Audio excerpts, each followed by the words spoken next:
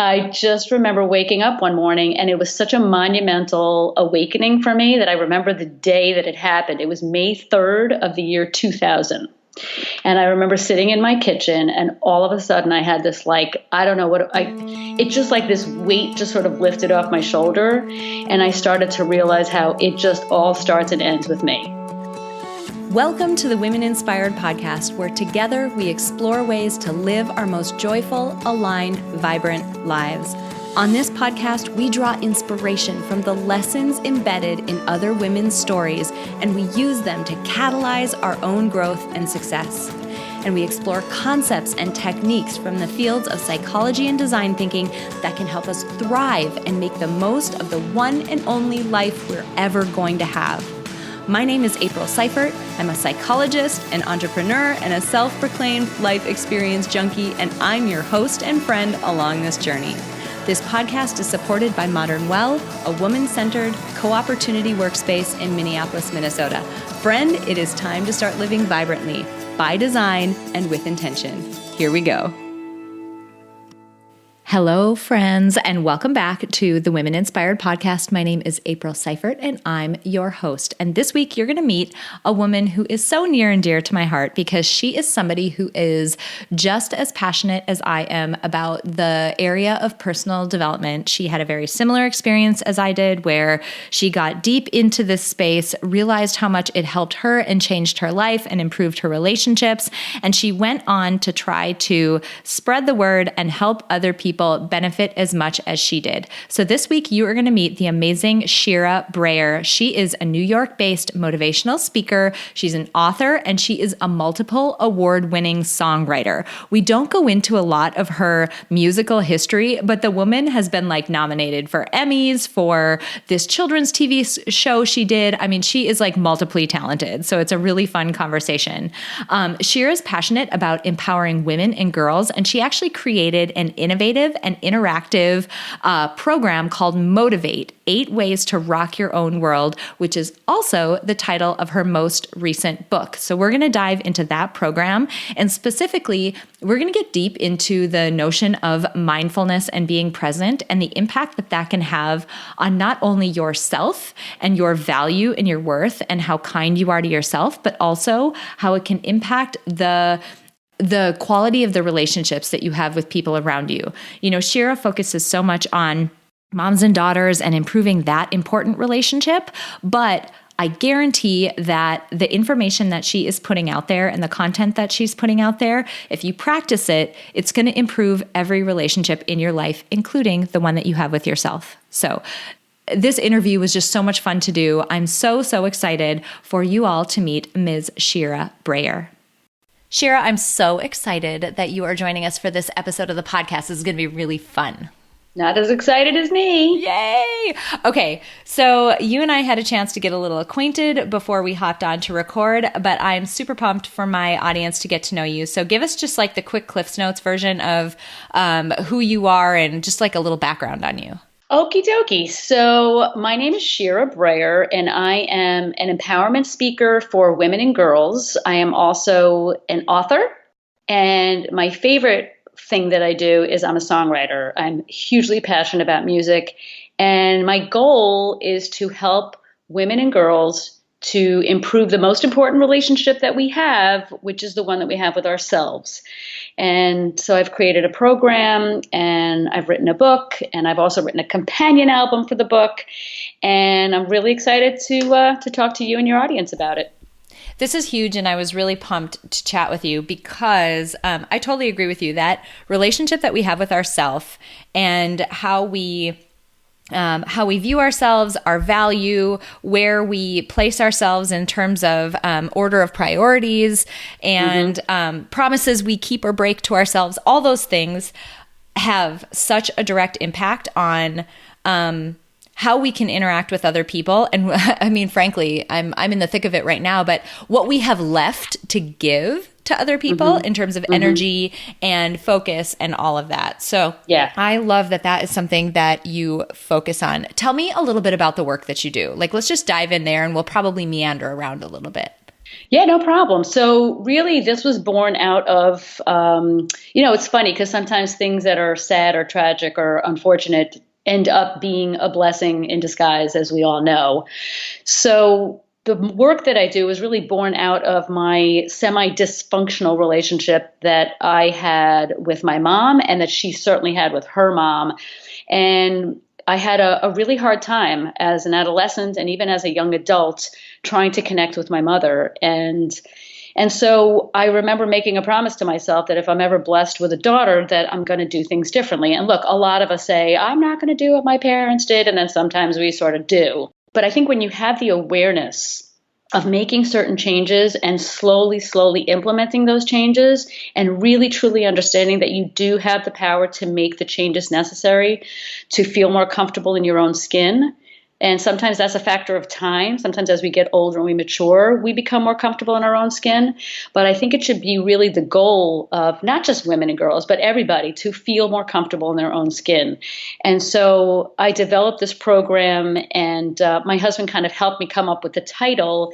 And the title is Motivate, which is spelled Motiv, and then the number 8. So it's pronounced Motivate, and the tagline is 8 ways to rock your own world. And what I do is I use the word motivate like an acronym, where each letter of the word stands for a skill or a tool or a concept that helps us feel more comfortable in our own skin. And I can take you through them if you'd like. I would love that. I would absolutely love that because, as I mentioned, it's such an important piece. And actually, before we go there, something that I want to highlight from what you were just saying about your relationship with your mom, her relationship with her mom, those past experiences that we have, especially as kids, but anything that's a sustained experience throughout life, like we learn.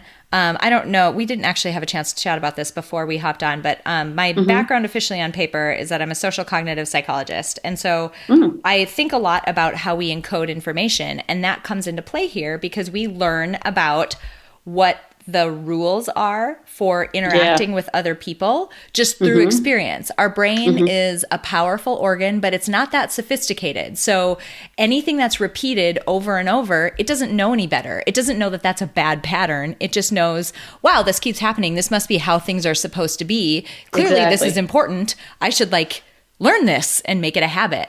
And so we have those habits, but what happens is we tend to go passive as we move through life, and we don't realize the number of decisions we're making on a day-to-day basis just passively by allowing those programs or those habits that our brain has developed to just run. And so what I wanted to do just immediately is acknowledge the fact that you did something different. Like you noticed that there was a pattern that you wanted to break. And actually, maybe before we go into motivate, let's start there. How did you realize that you had a decision, like you had a point that you could take control of and that you wanted it to be different? Well, I mean, the truth is that, I had so much struggle with trying to get my mother to understand me and to connect with her and to just have sort of like some semblance of what I thought a normal mother-daughter relationship was. And, probably impacted by watching the Brady Bunch, where it's like, the mom's just always, helpful and kind and solving the problems and everything's just, honky-dory, when in reality, that was not the case. And I went through so much struggle that, sometimes you have to go through that. And then one day you just wake up and go, well, hold on a second. I can't change her. She's not going to change. I have to change. And that really got me started on this personal development journey that I just had the most amazing aha moments. And one of them came after I read a book. And by the way, this is in my book. I read the book by Dr. Wayne Dyer called You'll See It When You Believe It.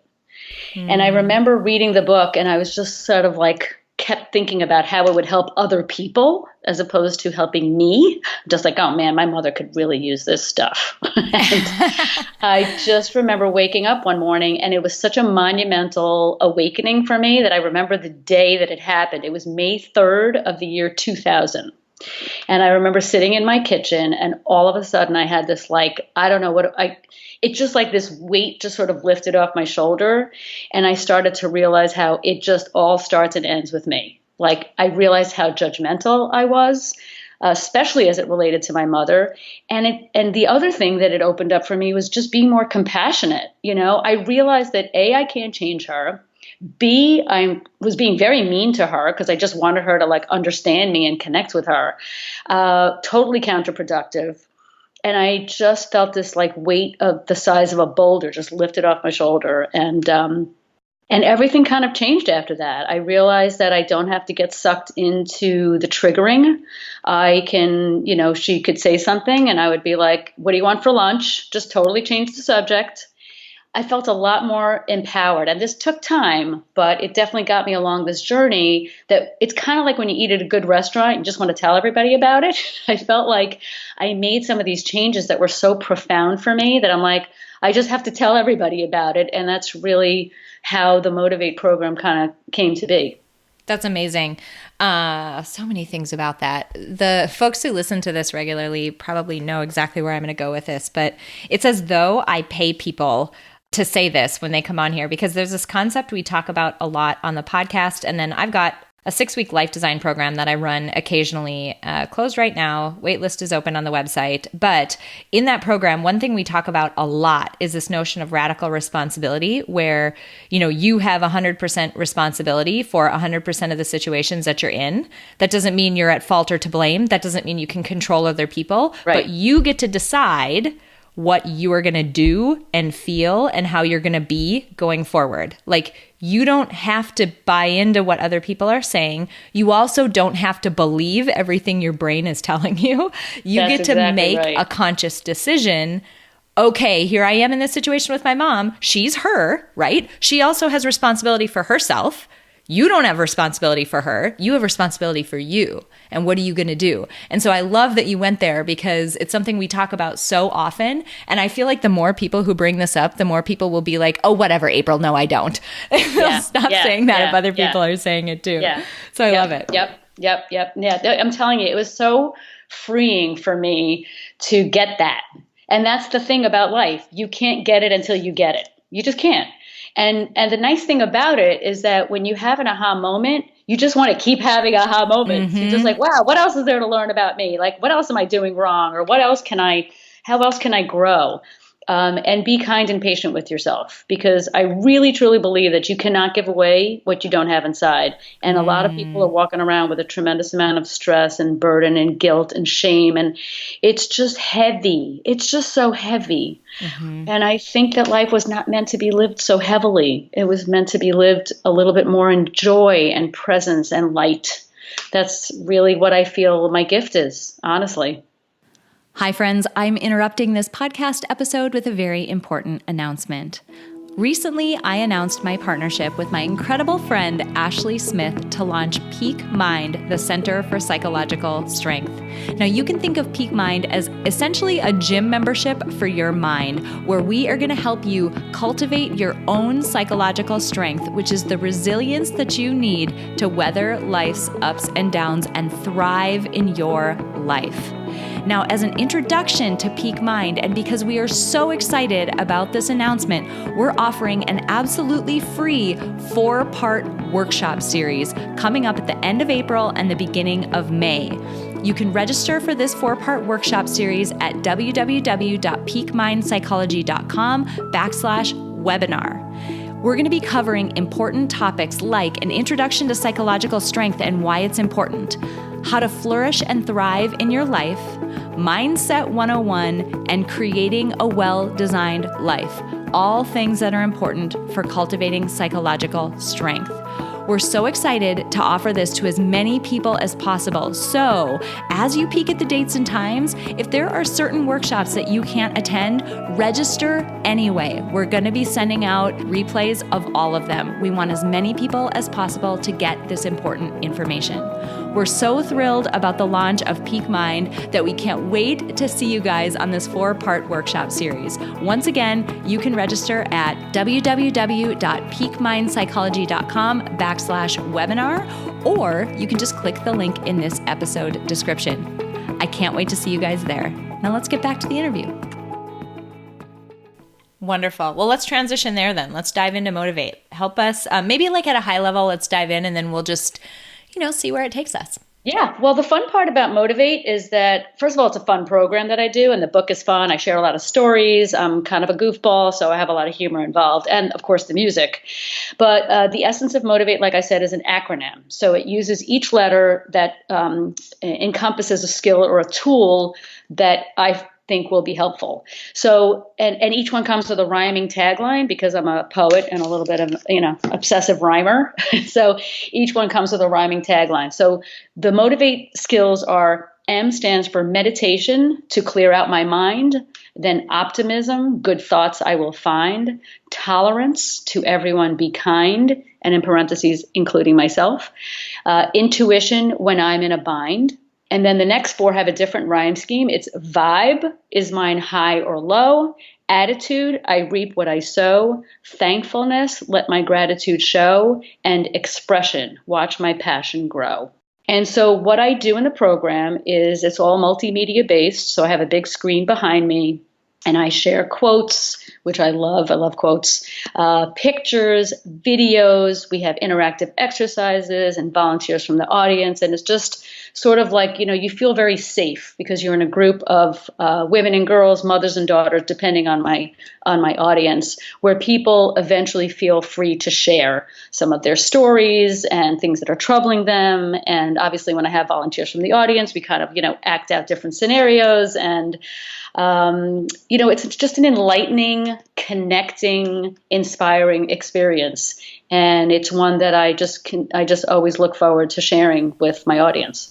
It's not surprising to me, you mentioned that you've got people who are coming there, and obviously you don't come to a thing like this unless maybe some people are forced to go or dragged there by somebody. But really, you tend to go to things like this when you have something that you want to work through or work on. Mm-hmm. And that can be very personal. But when I've done interactive, workshop sessions or speaking experiences, I find that people do share. Like people share things, even in workplace settings. When I've done speaking experiences in very hierarchical workplace settings where another person in the room might be 2 levels above you in the company and a very important person for you to maintain a professional demeanor around, people will still share. And I think it's because we crave the opportunity to both just authentically go through the stuff that we need to go through, but also connect to other people as like real human beings, not as social media curated people, not as the representative of us who shows up at work, not as, the fake person we project into, groups of people who don't know us well. Like I think we do crave that ability to connect with other people on just a real human way, which is messy and sometimes gets personal and gross. And that's just how it is. But the lovely thing about that at the end of the day is that you know that you're not alone, because there's nobody on the planet that would hear someone else share their, tragedies and their triumphs and their shame and their guilt and all of that and not relate to it on some level. Mm-hmm. There's no way that you can do that, because we are all human beings and we all are sentient, emotional human beings. And we do have a need to connect and know that we're not alone. So there's something very beautiful about that. And there's so many people that I have followed and read their work and watched their videos, like Brene Brown is like an amazing person who has opened up the door for that kind of experience and thinking. And I hope that, as stressed out as people say our world is, I think it's also opening up more. So I tend to look at the bright side of things. And I think that as damaging and toxic as social media can be, it also is a phenomenal tool for that purpose of connecting. I totally agree. I totally agree. And I think that that tide is starting to turn. I think for a while there, social media was very curated, and you can only, you can only push people to a certain point before they finally do break. And I don't mean that in any kind of dramatic way. I just mean like, that I'm going to date myself. Everybody listening to this, can you just giggle and laugh? And that's fine. But I grew up in the time of the MTV show, The Real World, right? And like, it was like the first reality show. This was like groundbreaking stuff back then. And you can see it on The Bachelor and other reality TV shows today. They get there and everyone sends the representative the first couple of episodes. Not everyone, but most people. Right. And everyone's on their best behavior. And then pretty soon your guard gets let down because you sort of acclimate and you get pushed to that point where you're like, nah, I don't want to do this anymore. I don't want to fake it anymore. And then people become real people. And that, I think, is what's happening with social media. One can only hope. But, the thing of it is that we are now raising the generation that will not know. They won't know pre-social media life. So we all have to adjust to it because it's not going away. And that's why I think it's super important for parents. Obviously, I speak mostly to moms, but I have a variety of different audiences, but predominantly female is who I talk to make them understand that your cell phone is a drug. It is totally and absolutely a drug, and you wouldn't pour a glass of vodka and give it to your child. So you should be really vigilant about how you use the social media, how you use your cell phone, because your daughter is watching every nuance, every comment that you make about yourself and others. They're just sponges. They're sitting there and watching you.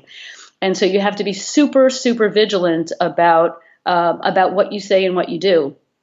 And I think that, sadly, and which is why I'm so passionate about what I do, our young girls are really not given that kind of guidance. And they are addicted and they feel crappy about themselves. And the statistics show it. I mean, the suicide rate among tween and teen girls, which whoever would even think there's a statistic for that, has doubled in the last decade. And the incidences of cutting and the incidences of alcohol and drug abuse and eating disorders and all of this has been skyrocketing. And so we have to give them this awareness because it all starts within. It all starts with your thought.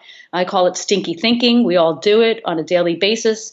And you have to catch yourself in order to make those changes that we were just talking about before, even the small little changes. It all starts with the way that you think, and we're poisoning their brains, and we have to know that we're doing that in order to stop it. Yeah, and two, you think about the age that they're at, right? So think about like a 10, 11, 12, 13, starting to use social media and get on cell phones and that type of thing. You think about that age of a person, human being, their higher order cognition. Like now we're just getting into brain development, right? Their higher order cognition won't grow in for another decade.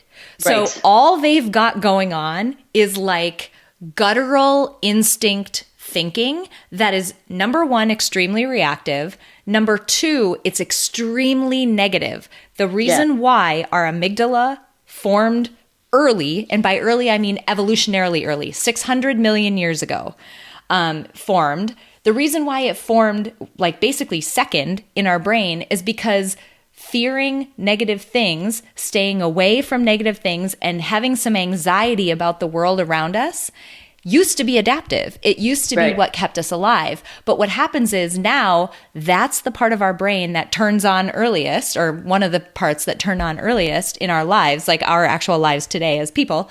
And the frontal cortex, like your more higher order cognition, that didn't develop until like 2 million years ago. So evolutionarily, we have less experience with it. As people, it doesn't actually, develop until we're in our early 20s. So you've got kids who all that's going on is that reactive, like negative spin. No wonder why you put them in a situation where they're not able to reason through what they're seeing and know, hey, I know Jess's social media feed looks perfect and she looks perfect, but she probably uses Facetune, which is an app that makes her look different. She probably uses a filter, which is a filter that makes her look different. She probably only posts the 20th photo she's taken so that it's perfect. They're not thinking through that. They're just thinking, oh my God, she looks better than me. I'm bad. I'm bad. I'm bad. Yeah. That's exactly right. Yeah, totally. And that's why these self-awareness tools, even when you're teaching them to 11, 12, 13, 14 years old, the way that I feel like the way that I do it in my program, because the mothers and daughters are there together, is that they can work on these skills together. And I keep telling people, you have to practice, right? Everybody wants this sort of immediate gratification, which we all know is this like, oh, immediate gratification is such a problem. But it really is a problem, because you can't just pick up an instrument and play it, and you can't just learn a new language and speak it fluently. Like, you have to go step by step by step. And I'm glad that meditation is the first letter of Motivate, because that's been seriously the single-handed thing that I've learned how to do really well now, because I've been doing it a long time. It has changed my life. Being more mindful, learning how to breathe deeply, learning how to relax and calm yourself, and also prepare for maybe, anxiety-provoking events, whether it's a conversation you have to have with somebody or a test that you have to take or anything. It really helps prepare you so that you're not, like you were just talking about, how we're like programmed to react to fear when there really isn't, it's not there. Yep. It gives you that little space between what's happening in your life and your reaction to it. And that's where the magic is. The magic is in that space. Totally. So I would love to dive in kind of tactically. You mentioned working with both moms and daughters, and you mentioned that there's sort of a difference in programming or the way that you deliver the content. Can you give us one of the letters, like, and it doesn't matter which one, but like, how would you, and maybe it is the meditation piece because it is so critical and important. What does that look like for the moms? Like, what do you have them do? And then what does that look like for the daughters? How do you teach some of these important concepts to those two groups? Well, we're all doing it together, so I don't do anything different for one than the other. It's just the way they are maybe absorbing the information. But like, for example, I always try to, like I said, I'm kind of a goofy girl, and I love humor. I think humor and music are two of the best teaching tools that we don't use enough, because people learn best when they're entertained and when they're inspired. And so, like, for example, when I start off the meditation module and I have my whole audience in front of me and I say, okay, so when you wake up in the morning, what do you do between the time you stretch out of bed and the time you leave the house? And everyone's throwing out answers like, I take a shower, or sometimes people go, I go back to bed, or it's like, I have a cup of coffee, or, and then I always say, well, I'm looking for something a little more disgusting. And they'll invariably say, oh, you go to the bathroom. Like, ding, ding, ding, ding. Yes, you go to the bathroom. Wait, why do you go to the bathroom? And they're like, because you have to. And I'm like, that's right, you have to. That's because your body builds up with toxins and your body needs a way to release that. And then I say, don't our minds build up with toxins? And of course, you get a lot of head nodding. And I say, there needs to be a way to release the toxins from your mind. Because if you don't, people don't understand the effects of stress. And most of the stress that we experience in our country, and most of the hospitalizations are due to stress-related illnesses and disorders, is because it's cumulative. People don't understand that stress is cumulative. And if you don't sort of take care of it, it will keep building on itself and that's why people have breakdowns, and that's why people get sick. And all kinds of sicknesses. So it's so important that we teach our girls now that stress is cumulative. And I have like a big visual, because I told you it's all multimedia. So I show a photograph of a woman with all of her sort of internal organs. You got the brain, you got the lungs, you got the stomach. And I ask them where they store their stress. Because some people get migraines, some people have stomach issues, some people have hyperventilation issues. And so we kind of go through that. I'm not a doctor, so I don't go through it on like a super technical or medical terminology, but I do explain to them that where you store your stress and what you do with it is really important to know. And so I would say a lot of women, stomach related stuff. And so then we do a short meditation, and it all kind of sinks in. It's like, oh, no wonder I'm so stressed out, because I'm not getting rid of the toxins in my mind. And it's not an easy thing to do. I always tell them it's not easy to do the meditation, but it's like anything. Like I said, learn a new language, learn a sport.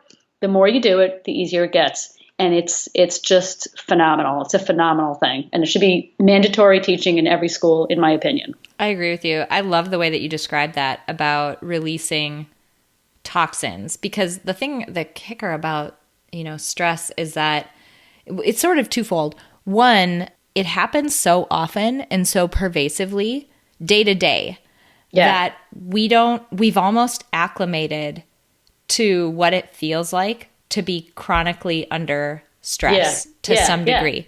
We don't notice it anymore. And two, the building up of it can go unseen for so long. It doesn't mean it's not happening. It just means you aren't aware of it. One of the things that I found, I don't even remember where I found it, but the minute I read it, I'm like, that's going in my book. Have you ever heard of the analogy of the boiling frog? Yeah. Yes. Yeah. So when I read that, I was just like, oh my God. Yeah, totally. We don't even realize that we're steeped in the crap until we're outside of it. And we're just like, oh my God, is that how I've been living? This is crazy. Like, who would do this to themselves? Yeah. And so, it's the awareness. That's like my favorite word. Aha moments, awareness. That's the journey of life. I think we are hardwired for negativity for a reason. It's because we have to become aware that we're doing it, and then we can change it. You can't change anything that you're not aware of. I totally agree. And the other piece, I'm going to keep hammering on this mindfulness piece really quick, because if you are, lots of times, when people look backwards, when they look back at what happened, they're ruminating over something that they did. Like they're depressed or resentful or have regrets or something about something that they did. And if you're looking to the future, you're anxious about something that's going to happen. Like, right. Sometimes you're excited. I'm about to go on vacation in a week and a half. I'm stinking excited. Baby. But lots of times you're thinking ahead to that thing, and your brain's doing it just because it's trying to keep you alive. It's looking for threats and helping you avoid them. But you're automatically thinking about things that you're anxious about. And so simply asking yourself, and you can do this, like if you I tell people to set a reminder on their phone that goes off 10 times a day at like random times. And I'm sure there's apps for this too.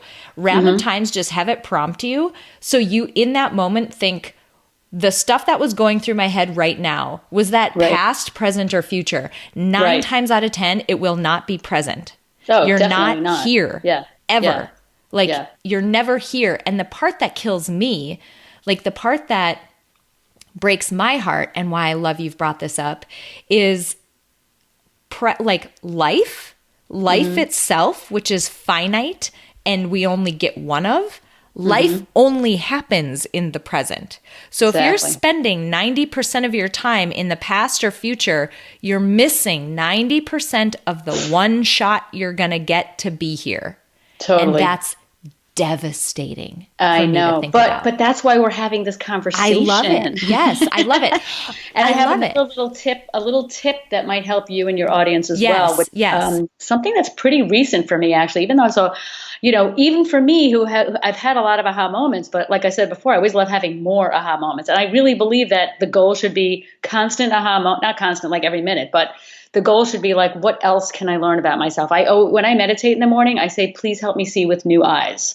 That's my request of the universe. Please help me see with new eyes.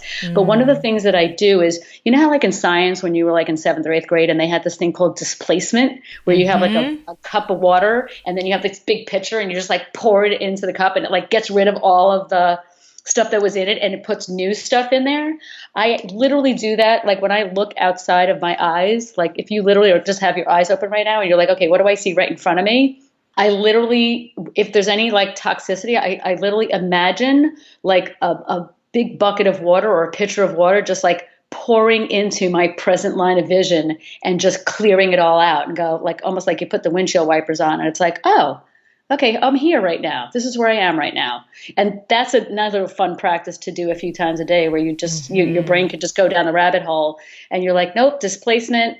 Like I just displace whatever is going on inside my head and it forces me to like look out the front windshield of my life. Love it. Love it. And for the skeptics listening to this,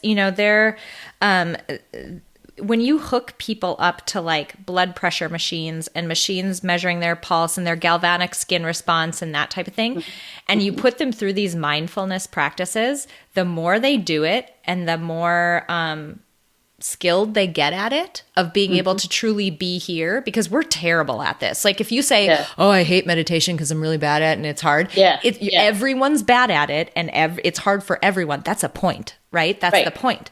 Totally. So you put people in those positions, the more skilled they get, the better they get at it, the quicker their pulse reduces, their blood pressure goes down, and their skin response calms down. They don't release as much cortisol. Like there is physical change that happens to your body when you just shh and you like hang here, not in the past or the future. It's just amazing. The most important thing that people fail to do when they try to start meditating is not to beat yourself up, because nobody's good at it. And it's not about not thinking. Most people think like, I can't meditate because I can't not think. That is not the point of meditation. The point of meditation is to just come back to the breath. So it's kind of like if you got distracted while watching a movie or something, you're like, oh, I'm sorry, I'm watching a movie. Like, and you come back to the breath. It's not about, oh crap, I can't do this. I suck at this. Da, da, da. It's like it's a coming back exercise. So there's no reason to bash yourself. And what you will find is the more you come back to the breath, or you remember to come back to the breath, the longer the periods of not thinking that you can evolve into. So it's really not, a lot of people bash themselves, and that's the biggest reason people don't do it, is because they think they're not good at it. Totally. And the more you come back to the breath, not only the longer those periods are, but the more often when you're not in meditation, when you're just hanging and washing the dishes, or your kids are crazy or something's happening, the more something else that's happening outside you will trigger you to be like, wait, and you'll come back automatically. And that's where it starts to pay off, is when it starts to permeate like everything else in your life. Okay, so I'm going to totally take that as a cue to come back to talking about, I know, that was so bad. That was so bad. I would love to hear if you have basically stories of like what you've heard from the people who have come to this program, like who have gone through it. I can imagine it's really impactful for the moms and daughters who've come through your work. And I would just love for you to just share a little bit about what you've heard from the people that you've worked with. Well, first of all, you can certainly go on my website under the testimonials tab and see dozens and dozens of testimonials. But some of my favorite things that have come from it, like, so I remember getting an email from a woman who said, my daughter, who I guess was like 11 or 12 at the time they did the workshop, her mother, the mom was getting like, crazy about something or kind of losing her temper or whatever. And the daughter said, Mom, smell the soup, blow on the soup, which is one of the little mnemonic devices. As we do a meditation in my program, I have this little thing to get you out of your head and into your body. You imagine a big bowl of your favorite soup sitting right in front of you, and you're smelling it, and then you're blowing on it. Right? So you smell the soup and you blow on the soup. So the mom was like, my daughter said, Mom, smell the soup, blow on the soup. I love it. And she was so happy that her daughter made her realize that she was kind of losing it. And soup can help. I love that. I love that so much. Oh my goodness. And then the other one was under A of the A of motivate stands for attitude, and that entire module is all spent about language and communication. And so that's a lot of people's favorite one. Definitely meditation is a big one, but the A for attitude, because let's face it, a lot of teen girls are kind of accused of having an attitude. I certainly did when I was a teenager. That's for damn sure. But opening up people's eyes that the way you use language is so important. And it's not even it's always not what you say so much, it's how you say it. And so I really dive deep into different techniques on how to be careful and mindful of the words that you choose, but more importantly, your intonation. And I have volunteers from the audience come in and kind of like come up and try to sort of incorporate this new skill, which feels really uncomfortable when you try to do it. But it's good that you feel uncomfortable, because anything new, it's like putting a crowbar in and like, changing your habit. But it always ends up being funny, but it also ends up being impactful because you realize that you don't have to say it that way. You can say it this way and get a completely different reaction from who you're talking to. And that's also very empowering. All of these skills are very empowering, and that's the goal, to own your own power and not give it away.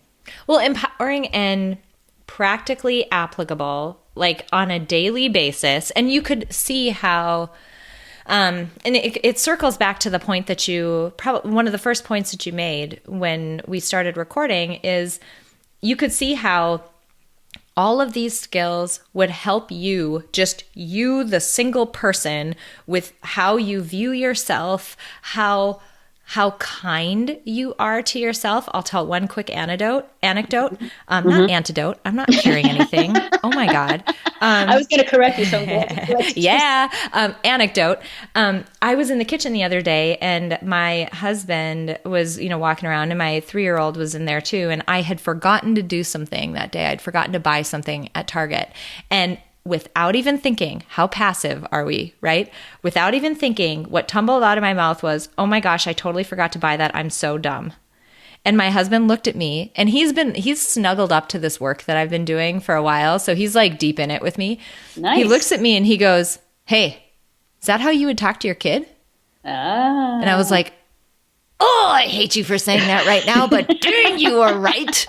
And so you could see how this work that you're doing would make us much more kind to ourselves, but better able to have relationships with important people around us. So yes, moms and daughters, but I would venture to bet large sums of money that your relationships with nearly everyone would be improved by learning these skills. I can't even tell you, even just my relationship with my husband, which, we've been together for many years. So of course it's going to go through its ups and downs, but it's just helped me so much on so many levels, just the awareness and the meditation and the language together is such a great combination, because a lot of us tend to react, like we were talking about being reactionary before. We tend to react. And when you meditate, you literally are able to put the pause button on a little bit and go, all right, do I have to say this right now? Do I have to text this right now? Let me just take a second and think about, if I say this, then it could easily go into what I call a really bad soap opera rerun, because we tend to act out and say the same things in the same ways, and just the whole insanity quote. And so I have definitely found that meditation has helped me slow my speech down. I used to talk really, really fast because I'm like, hey, what do you want to do? You want to go to this? Blah, blah, blah, blah, blah, blah. And it's like, slow down, Sheira, just slow down. And so now I can literally think about it before I'm going to say something and choose not to. Such a nice thing. This is amazing. Okay, so you have the book out. You've got this live event. What is next for you? I'm so excited about this. So I had this aha moment of my own where I was just like, how can I reach a lot of people? And, going from this venue to that venue and doing the program is fine. And I have the book, which I'm super excited about. And the book actually comes with a companion album, because I wrote an original song. Not sure I mentioned this yet, but I wrote an original song for every chapter. So I decided this is my new venture. I'm going to be creating an online course version of the program, but it's going to be unlike any other online course you've ever seen, because it's going to be part documentary about the history of women and girls and mothers and daughters, especially with what's happening in our country right now. So I kind of picture this documentary style intro, and then of course the individual modules of Motivate. But being the songwriter that I am, I also envision creating a music video out of each of the songs, because I really believe that music, when you feel something through a song, it really helps seal the deal emotionally of what you're learning conceptually.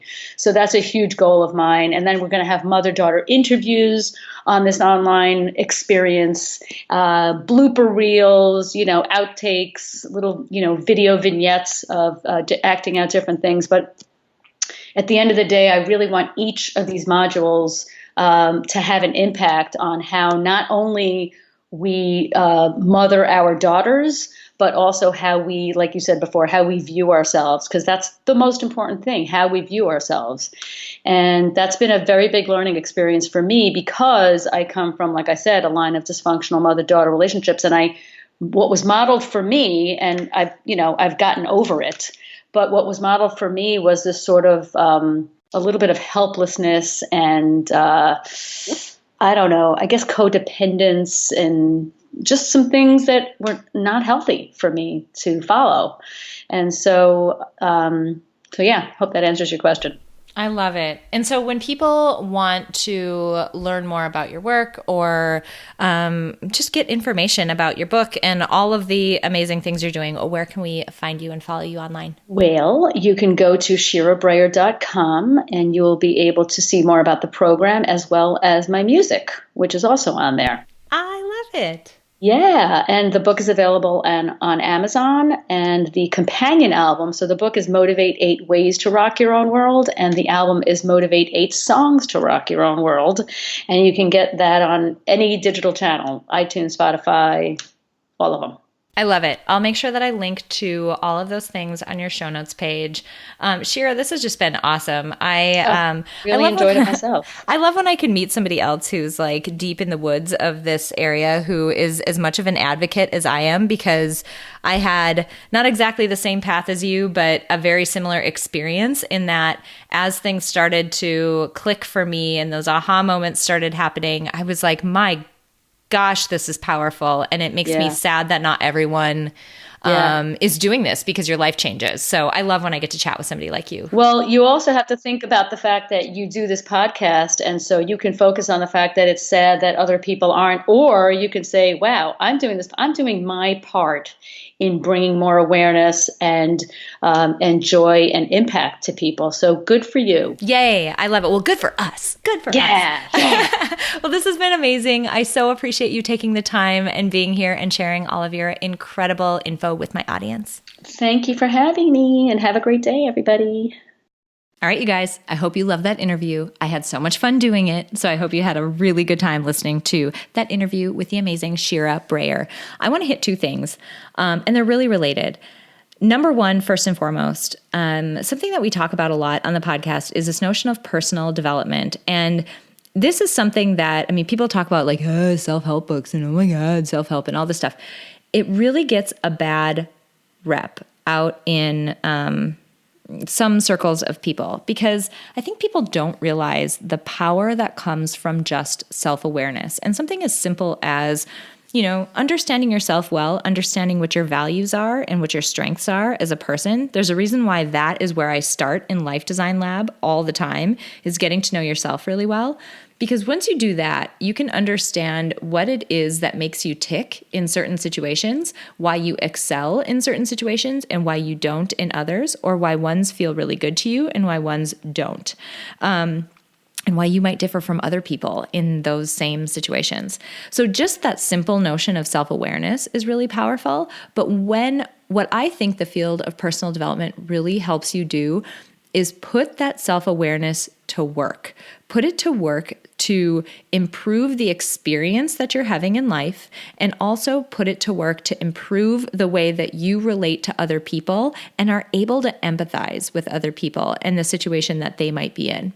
So, people kind of roll their eyes at this area like, oh, really? You're in that bad a shape that you need self-help? I would argue that I could pick anyone off the street and they would benefit from this work, because every single one of us, it's a never-ending thing. Like, you're never going to reach the point where like you're perfect and you need no additional improvement. Everyone can always benefit from knowing themselves better and working to align their life a little bit better and interact with other people better. So I want to just throw out there a giant permission slip to, for everyone to explore this area. Go pick up any initial book. If you want recommendations, shoot me a note. Heck, pick up Sheira's book, Motivate, and I'll link to it in our show notes page, but pick up her book and start there. Just start getting to know yourself and thinking about how, in a really intentional way, not in a passive way, the way that we typically do, start thinking about how some of these aspects might be coming to play in your life, because ultimately, I'm a really firm believer that if you start to do that, there's no way that your relationships can't improve. There's no way that your day-to-day life can't improve. It just doesn't work that way. So I really encourage you guys to dive into that area and shoot me a note and let me know what changes you're feeling in your own lives, because I love chatting with people about this stuff. So shoot me a note. I want to hear from you.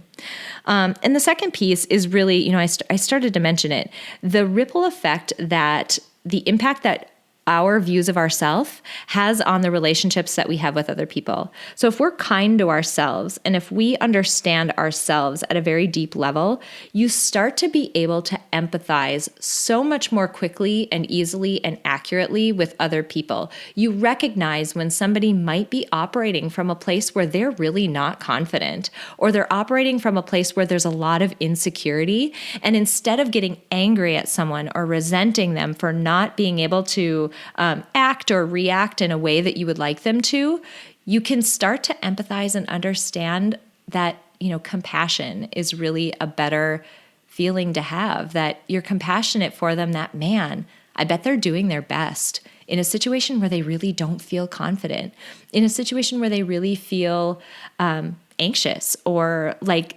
uncertain, or like they're not sure what direction to turn. So it is an easy way, I've found, to really cultivate a sense of compassion, which ultimately can help smooth out relationships that are otherwise very rocky. So I wanted to highlight those couple of things. I've just taken a couple of minutes to hit on them, and it makes it feel really surface level. It makes them feel like they are not as powerful of areas to work on as they are. But I don't think you can find more powerful work to be doing than personal development and how that flows over into your relationships with other people. Because ultimately, and you know me, you've listened to me, if you're returning to the podcast, you've probably heard me pontificate about this in the past, but we're getting one life. We're going to be here for one go round. And ultimately, all your life is a series of todays. So you're going to get today once, you're going to get tomorrow once. If we're all lucky, we're going to get it tomorrow. And how you spend that and the experience that you have, including what your experience is inside your own mind and what your experience is within the relationships that you have, that's going to really make up your life experience. Like, that's really all it is. So it's important to make those as joyful and aligned and wonderful and bold and vibrant and authentic as you possibly can. So that makes this work some of the most important work you will ever do. So please take that as a giant permission slip to get out there and go work on yourself. There's nothing wrong with it. It doesn't mean that you're weak. It doesn't mean that there's something wrong with you. It means you're committed to having the best life you possibly can. And that's like the best commitment you can make for yourself, the best gift you can give to yourself and other people around you. All right, you guys, thank you so much for joining me. Seriously, from my heart to yours, I can't tell you how much I appreciate this relationship we're cultivating through this podcast every single week. Every single week I sit down and I think about, what do I want my audience to know and learn, and what do I feel like will benefit them the most this week? And so I hope I'm doing it justice by bringing you things that are helping you. And please reach out to me if there's something you want to hear about or someone you want to hear from. Reach out to me and shoot me a note. I want to hear from you. All right, you guys, have an amazing week. Before we close out today, I want to say thank you to my producer, Cameron Hill, and to my incredible sponsor, Modern Well. If you want to learn more about how you can reach your goals in a one-of-a-kind work-life community, visit www.modernwell.co. If you enjoyed this episode, please share it with someone else who might benefit from this inspiring message. And if you have a moment, click the link in the episode description to leave me a rating and a review on iTunes. It would mean so much to me. Finally, I want to remind you that it is absolutely possible to live a happy, fulfilling life, even in spite of all of the chaos and demands we all experience. Sign up at aprilseifert.com to gain access to tools that will help you do just that. I have carefully created and curated a set of tools that combine the powerful fields of psychology and design thinking to help you intentionally create a fulfilling, happy life you love. Thank you so much for joining me this week, and until next week, stay inspired.